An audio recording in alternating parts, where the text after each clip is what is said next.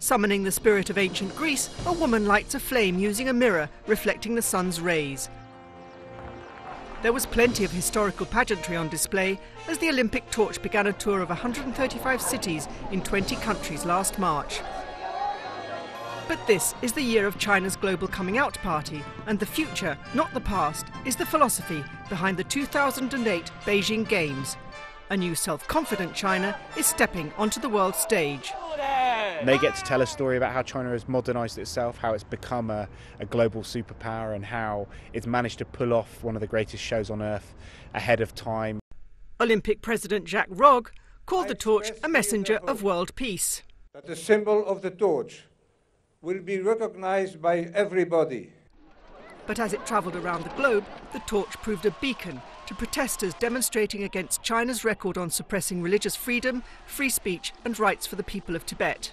The main things that Amnesty International has been focusing on include the death penalty, include the treatment of human rights defenders, includes media freedom, and also issues of justice, of fair trials, of due process of law. Since 2001, when the IOC awarded these games to Beijing, it's been clear they were going to be the most politically sensitive since the US led a boycott of the Moscow Olympics in 1980. Media attention in the West focused on what some saw as heavy-handed tactics by the Chinese army guards who surrounded the flame. It wasn't the kind of attention China was looking for. I think China was completely thrown by the global reaction to the torch ceremonies, and what was meant to be a huge celebration of the new China turned into a PR catastrophe. And China wasn't alone in its discomfort. Corporate sponsors too had to take stock. Some of the sponsors were taken back by the protests that the torch relay received, and so they maybe got to kind of reevaluate the risks of kind of working with China. Other issues raised abroad included the poor air quality in Beijing and whether athletes should even be competing in such a polluted city, despite all the efforts to clean up ahead of August. China's determined that everything works perfectly for the Olympics, so they're shutting factories down months beforehand in order to improve the air conditions during the Games. They're going to clear all of the public spaces. They're even going to get people to take their washing down off balconies. When the torch arrived in mainland China, it was greeted throughout the regions by a cheering public.